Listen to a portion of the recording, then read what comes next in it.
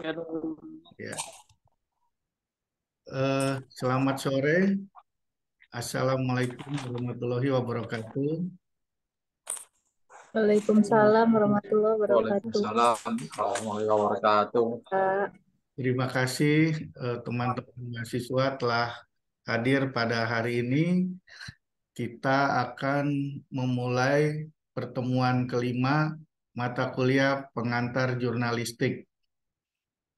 Eh, Sebelum saya mulai, mungkin ada baiknya kita berdoa dulu agar perkuliahan kita sore ini berjalan dengan lancar.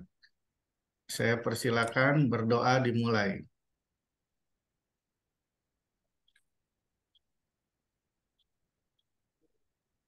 Berdoa selesai. Selanjutnya adalah pertemuan ini ada Faizan, kemudian ada Lendro, ada Muhammad Akbar Sidik, ada Edi Setiowibowo, dan ada Samsir, serta ada Dwi Fitrianti. Terima kasih telah hadir pada sore hari ini. Eh, Pada pertemuan lalu, mungkin saya langsung saja. Pada pertemuan lalu, kita membahas tentang eh, macam-macam rubrik pada media massa. Untuk pertemuan kali ini, kita akan membahas tentang pembuatan suatu berita. Pembuatan suatu berita. Jadi setelah kita mempelajari rubrik-rubrik yang ada, kemudian kita akan mempelajari cara penulisannya untuk mengisi rubrik di media massa. Sedikit saya ulas minggu lalu, eh, bentar ya. Saya coba akan share materi minggu lalu. Nah, ini materi minggu lalu, pertemuan keempat, yaitu pengertian rubrik ya, pengertian rubrik pada media massa. Jadi kalau kita sedikit review minggu lalu, di sini dituliskan bahwa ini pengertian rubrik ada menurut Kamus Besar Bahasa Indonesia atau KBBI. Disebutkan bahwa rubrik ialah karangan yang bertopik tertentu dalam surat kabar, majalah, dan sebagainya. Misalnya dalam suatu majalah remaja terdapat rubrik puisi, cerita pendek, rubrik kesehatan, rubrik zodiak, rubrik iptek, ataupun rubrik musik. Jadi, di media massa itu, kalau kita bicara rubrik, ini rubrik-rubrik yang tadi sudah disebutkan. Ada rubrik puisi, ada rubrik cerita pendek, ada rubrik kesehatan. Nah, ini untuk apa tadi majalah majalah remaja ya ini ya. Karena dia bicara tentang puisi, tentang cerita pendek, ada zodiak gitu ya. Nanti kalau di dalam media massa yang lain, misalnya koran, koran yang umum, itu ada rubrik politik, ada rubrik hukum, ada rubrik ekonomi, ada rubrik nasional, rubrik internasional, dan lain-lain. Jadi tadi pengertian rubrik menurut Kamus Besar Bahasa Indonesia atau KBBI. Kemudian rubrik juga berasal dari bahasa Belanda, yaitu rubrik, yang artinya ruangan pada halaman surat kabar. Jadi di setiap surat kabar itu ada ruangan-ruangannya ya, ada halaman-halaman untuk rubrik-rubrik tersebut gitu. Kemudian majalah juga atau media cetak lainnya juga ada apa namanya suatu aspek atau kegiatan dalam kehidupan masyarakat. Nah, kalau di apa namanya ini kan ada misalnya ada rubrik wanita. Itu di apa namanya majalah wanita itu juga ada khusus rubrik-rubrik untuk wanita-wanita, katakanlah apa ya, curhat ya, sedikit curhat ya. Jadi ada rubrik wanita di majalah wanita tuh untuk rubrik curhat dan lain-lain. Biasanya ada seperti itu. Kemudian ada rubrik olahraga, kemudian ada eh, pendapat pembaca gitu, opini. Nah, ini juga ada dalam suatu rubrik di media massa atau majalah. Nah, pertanyaannya, mengapa setiap media massa ada rubriknya? Kemarin kan saya jelaskan bahwa pertama untuk mempermudah pembaca mencari berita yang ingin dia baca, untuk mempermudah pembaca mencari berita yang ingin dia baca. Ya misalnya dia mau membaca tentang berita ekonomi, ya berarti ada di rubrik ekonomi. Gitu. Ingin membaca masalah politik, ya ada di rubrik politik. Kemudian kedua, itu mengelompokkan berita berdasarkan hasil liputan wartawan. Jadi ini wartawan dia meliput masalah ekonomi, ya berarti dia akan masuk ke rubrik ekonomi. Wartawan meliput kegiatan olahraga, misalnya pertandingan sepak bola, berarti masuk di rubrik eh, olahraga gitu. Nah, eh, dua poin itu biasanya untuk tadi pertanyaannya mengapa setiap media massa ada rubriknya. Jadi untuk mempermudah gitu.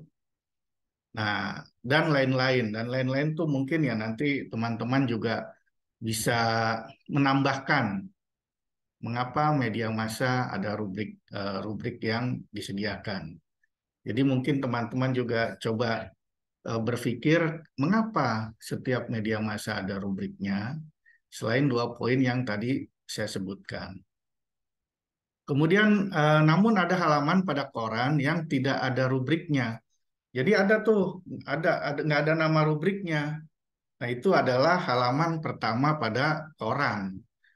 Itu itu halaman pertama tuh headline news. Jadi berita-berita terpenting yang ada pada hari ini itu ada di halaman pertama. Halaman pertama tuh tidak ada nama rubriknya. Jadi halaman pertama tuh semuanya ada di situ. Berita politik, berita ekonomi, berita olahraga, berita kesehatan, dan lain-lain yang dianggap penting atau sangat penting untuk ditampilkan berita tersebut, sangat penting untuk ditampilkan di halaman pertama. Nah, itu halaman pertama itu tidak ada nama rubriknya, tapi semua berita-berita terpenting pada hari ini ada di halaman pertama yang biasa disebut sebagai headline news gitu. Nah, pada halaman pertama ini semua jenis berita yang dianggap penting atau sangat penting untuk diketahui oleh pembaca ada di halaman tersebut. Itu misalnya saat ini yang sedang marak, yang sedang viral itu kan berita-berita tentang capres dan cawapres. Nah, itu selalu ada di halaman pertama media massa tuh, atau di koran gitu. Nah, ini kilas balik pertemuan kemarin, apa namanya, sedikit saya review materi-materi kemarin, dan untuk pertemuan kali ini saya akan coba menampilkan eh, pertemuan kelima ya. Pertemuan kelima, nah ini tentang pertemuan kelima tentang struktur piramida terbalik. Jadi struktur piramida terbalik. Kan teman-teman juga sering dengar ya piramida.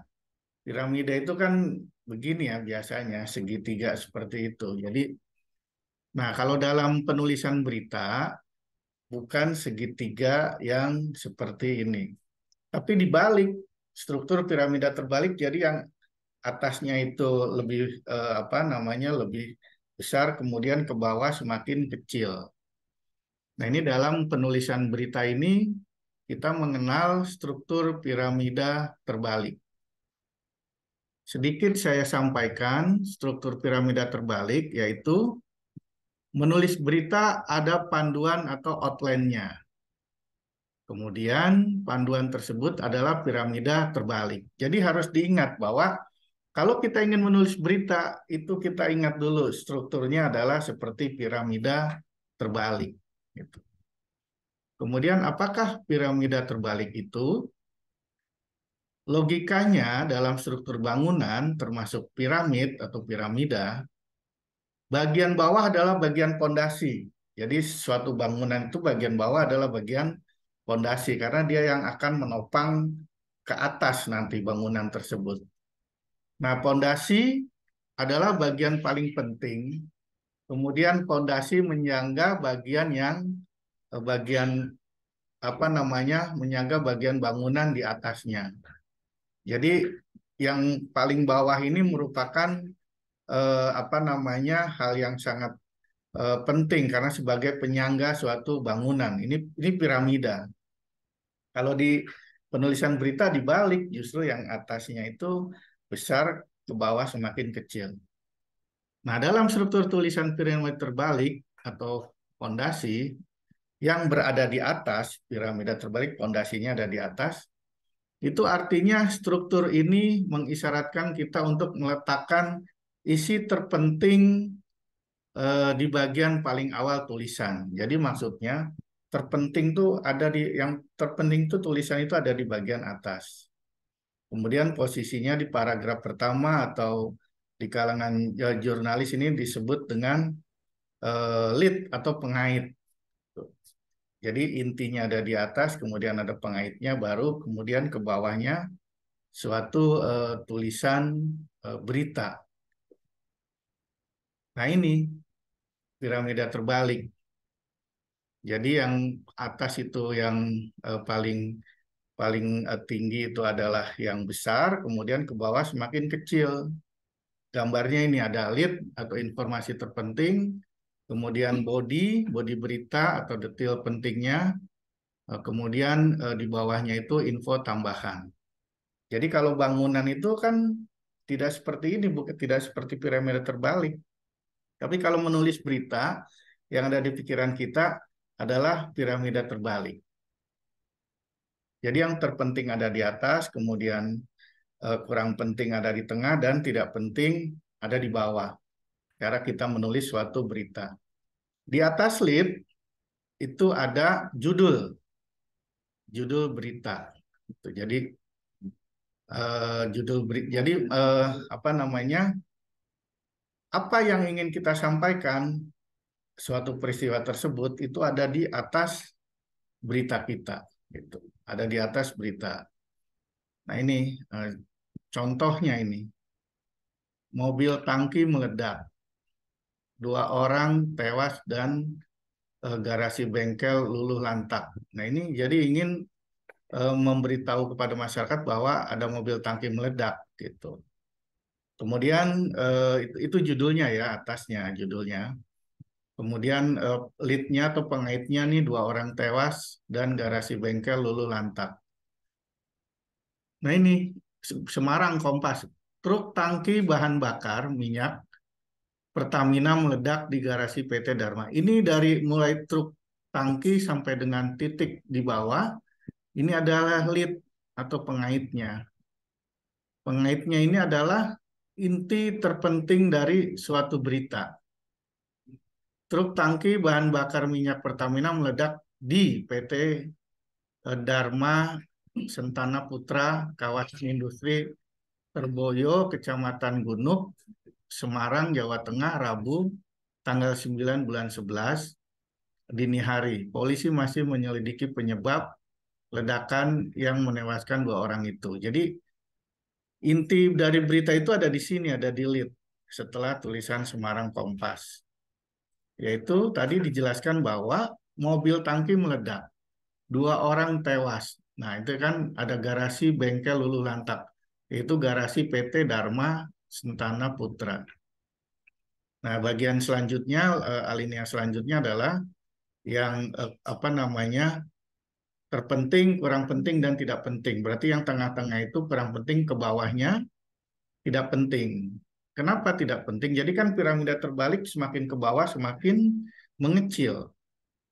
Kenapa tidak penting? Karena kalau halamannya itu sedikit dan beritanya panjang, jadi berita yang paling bawah bisa di-delete karena inti dari beritanya sudah ada di atas.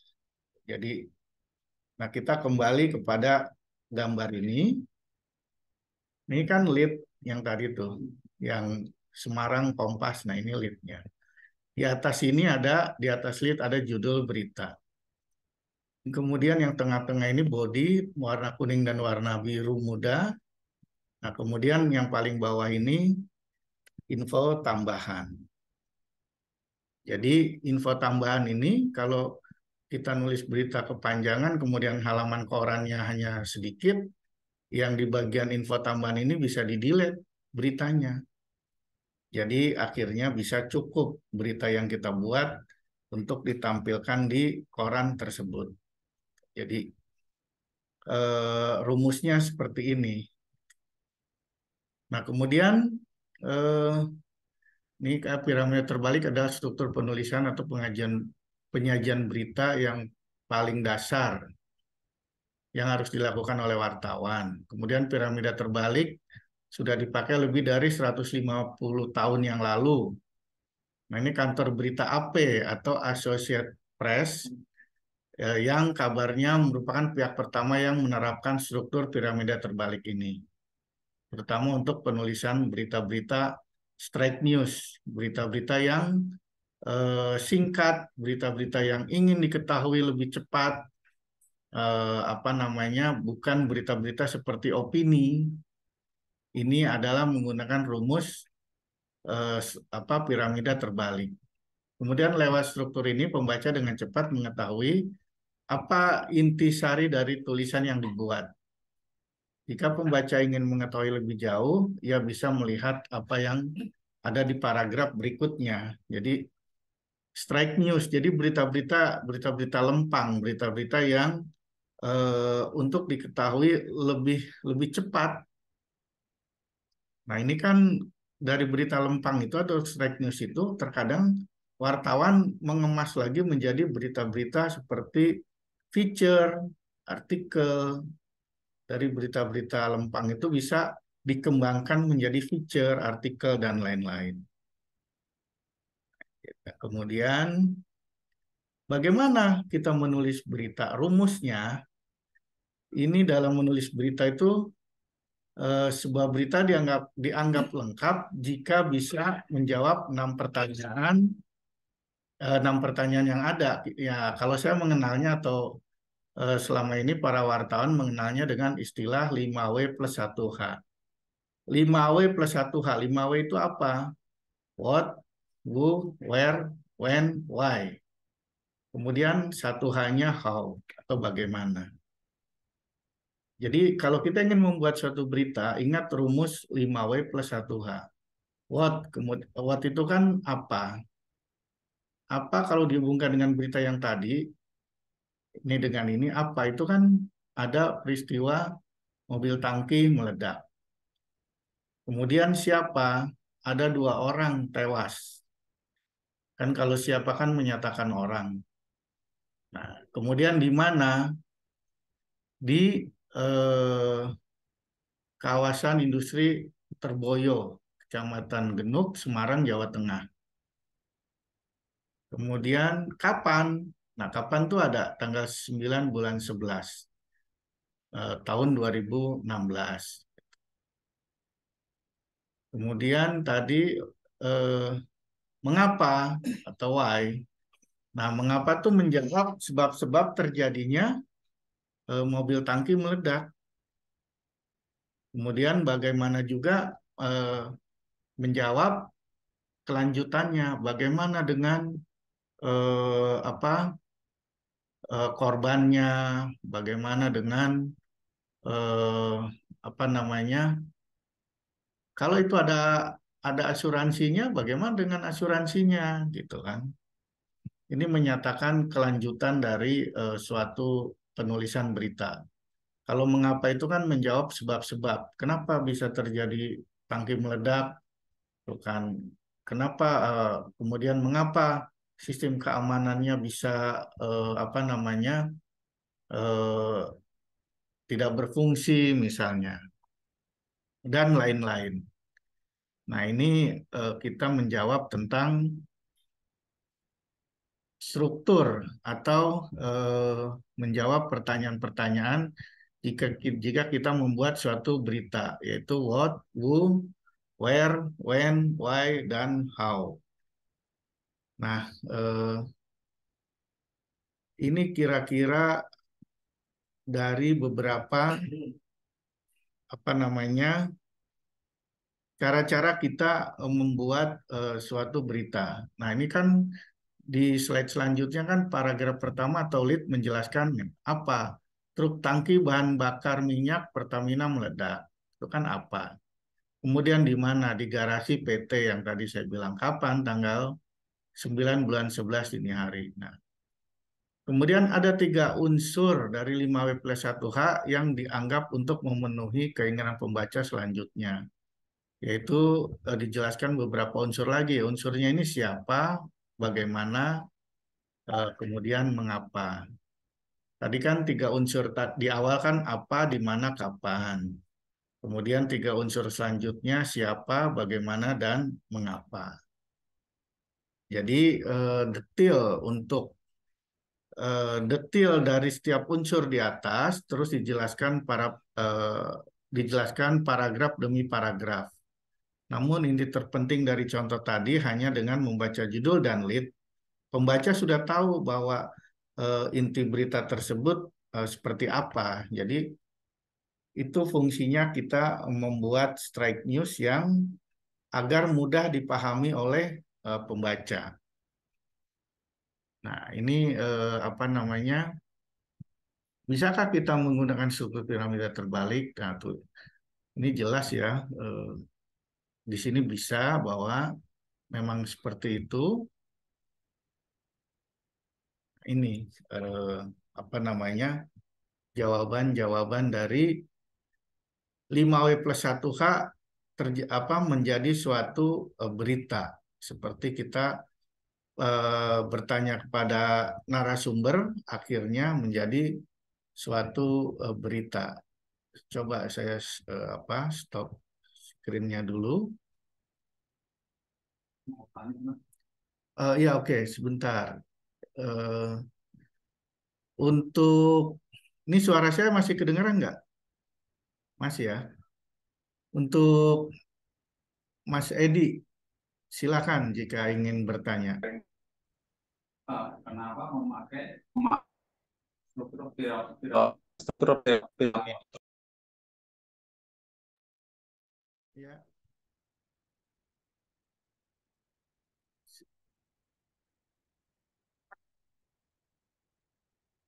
suara saya kedengaran nggak sekarang? Karena ada gangguan teknis nih kelihatannya sinyalnya tidak tidak tidak support ini.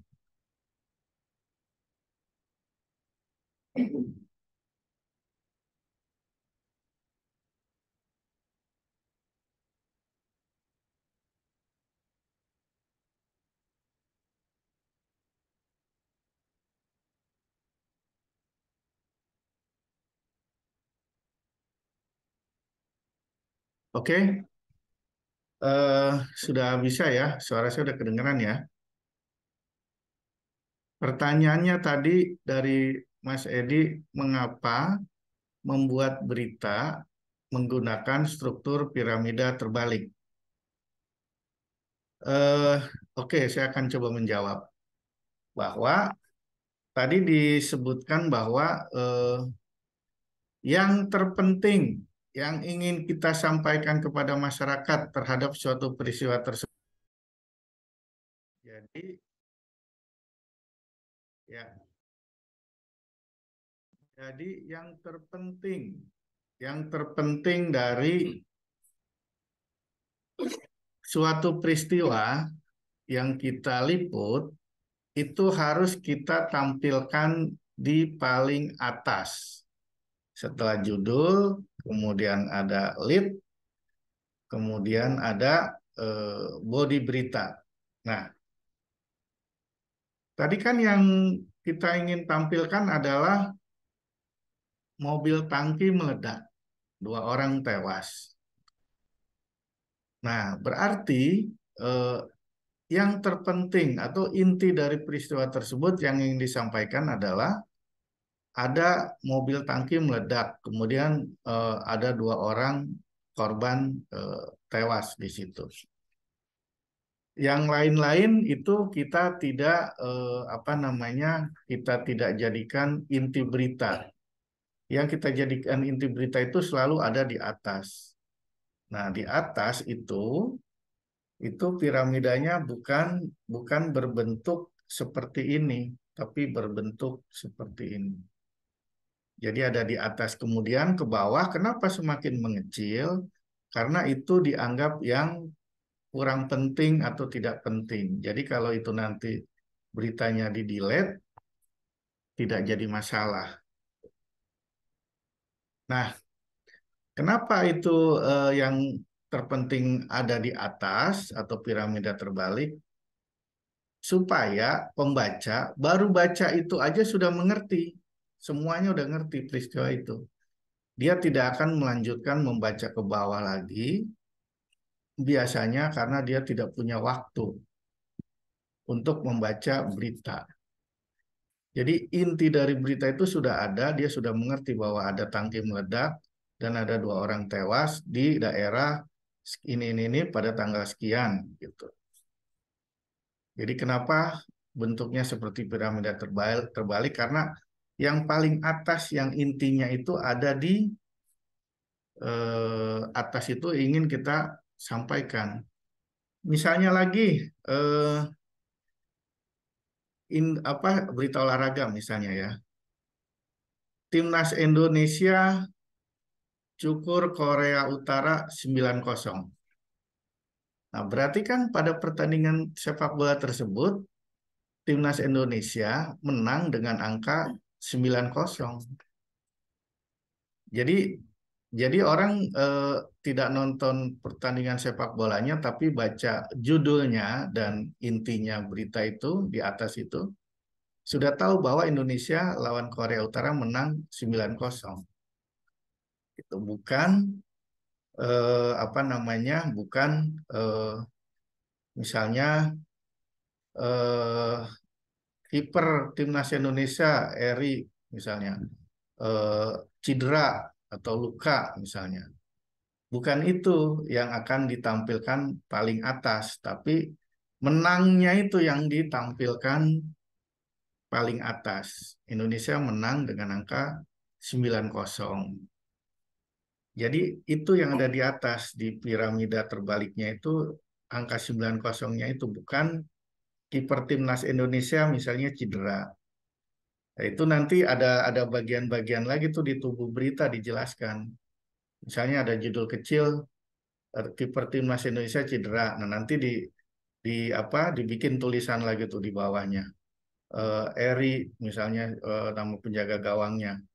Ini mengalami cedera tangan sebelah kanan karena bertabrakan dengan eh, eh, penyerang tengah tim Korea Utara gitu. Nah, itu dijelaskan tuh. Tapi yang intinya adalah Indonesia menang 9-0 gitu. Misalnya seperti itu. Jadi mengapa piramida terbalik? Karena itu yang harus ditampilkan lebih dulu. Lebih eh, supaya pembaca tahu bahwa tim Indonesia menang 9-0. Misalnya lagi eh, mobil Fortuner terprosok ke jurang. Jadi ingin apa? Eh, wartawannya itu ingin menyampaikan bahwa ada sebuah mobil Fortuner masuk ke jurang. Nah, kan belum dijelaskan tuh berapa orang yang cedera, berapa orang yang meninggal. Itu belum nanti di tubuh berita dan di akhir berita itu akan dijelaskan. Tapi di awal akan ditampilkan atau ditulis sebuah mobil Fortuner masuk jurang. Jadi ingin ditampilkan itunya dulu. Kemudian nanti kan berapa korban, kemudian kenapa bisa masuk ke jurang, itu juga nanti akan ditulis di dalam tubuh berita. Jadi intinya dulu yang eh, disebutkan di bagian atas, di bagian atasnya piramida terbalik itu ya. Gitu. Kalau olahraga kan selalu dengan angka. Misalnya menang 3-0, menang 4-0 atau menang 3-1 itu selalu dengan angka. Kemudian ekonomi juga biasanya dengan angka. Bulan ini Indonesia mengalami inflasi 0, sekian persen misalnya. Itu juga dengan angka. Kemudian apa namanya masalah hukum misalnya. Misalnya hakim tolak eksepsi ya terdakwa namanya siapa terdakwanya. Itu juga itu biasanya ada di inti berita atau di atas gitu ya. Atau terdakwa A divonis hukuman penjara seumur hidup. Itu udah langsung di atasnya gitu. Biasanya itu berita-berita seperti itu. Terus misalnya eh, berita tentang nasional, cuaca di Jakarta misalnya 30 36 derajat Celcius atau 40 derajat Celcius, suhu yang sangat panas misalnya. Suhu di Jakarta tembus 40 derajat Celcius gitu. Jadi selalu itu yang ditampilkan di atas di awal. Intinya adalah itu. Suhu di Jakarta tembus 40 derajat Celcius. Nah, nanti baru isi beritanya tuh. Kenapa bisa sampai tembus 40 derajat Celcius gitu kan. Kemudian bagaimana supaya bisa turun lagi misalnya 33 derajat Celcius gitu. Nah, itu kan kita wawancara dengan apa namanya BMKG gitu ya. Nanti dia akan menjelaskan. Tapi pada saat ini adalah suhu Jakarta tembus 40 derajat Celcius. Itu inti-inti yang selalu ingin ditampilkan dalam suatu piramida terbalik. Ini suara saya kedengeran nggak ya? Pak Izan, suaranya kedengeran nggak?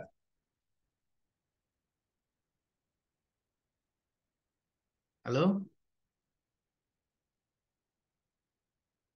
Lendro, suara saya kedengeran nggak?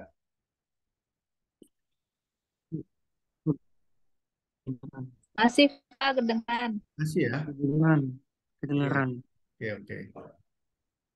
Iya, Iya, itu sekilas jawaban dari saya untuk Edi. Mungkin jika ada